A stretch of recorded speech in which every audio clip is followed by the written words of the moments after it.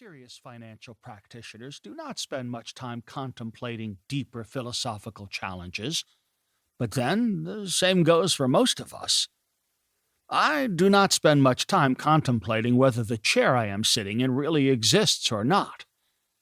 Yet that obscure philosophical problem is always there every day whenever I sit in my chair. And so it is with the paradoxes underlying finance. This book consists of a set of particular stories in the philosophy of finance. If all goes well, I hope these stories will give you an inkling of this world of financial curios.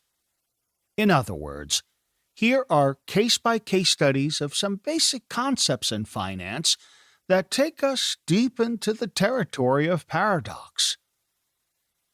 The sources of these stories are various.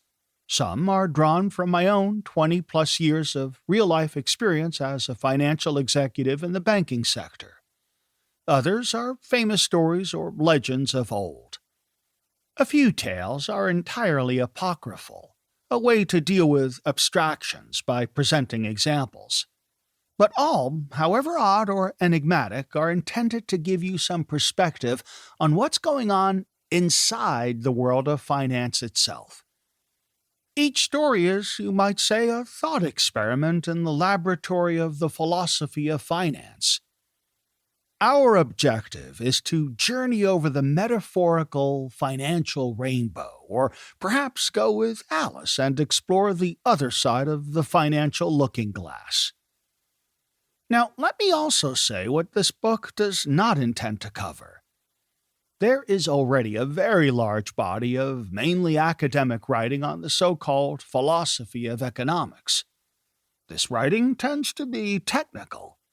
Typically, the academic approach covers issues of political philosophy and sociology, demonstrating their impact on economics. One of the burning issues seems to be the question of whether economics is a science on par with the natural sciences.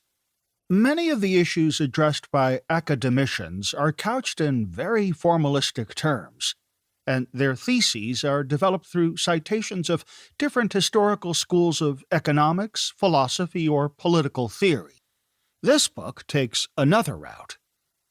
My aim is to show what we actually mean when we're talking about some very basic concepts in finance. Each chapter will begin with the story and then go on to analyze what the story might tell us about that fundamental concept. I agree that our understanding of these puzzles and questions needs to be informed by some knowledge of history and substance of philosophy, economics, and social/political theory. But here, I have no intention of engaging in some sterile academic exercise in technical or analytical philosophy. Nor am I going to introduce analyses typically found in academic finance journals. The point is to bring out conceptual conundrums and moral dilemmas that touch all of us in the world of real finance.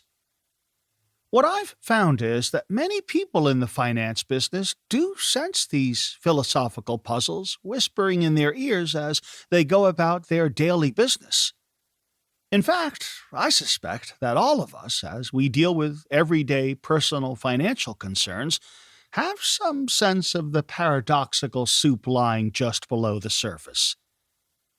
But you can't spend a lot of time mulling over the paradoxes when you have income to produce, investments to make, and bills to pay.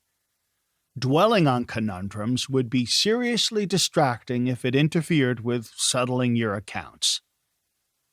To put it another way, the problem of the existence, or not, of the chair I am sitting in seems an absurd problem.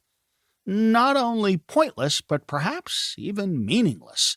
Similarly, it might seem like the questions I pose in this book are unrelated to what we would call your real financial life. But anyone confronted with a financial problem will tend to find some of the challenges they have are directly related to the questions I am addressing in this book. If you are facing some financial vexation, you don't necessarily see the issue in overtly philosophical terms, let alone perceive some theoretical paradigm.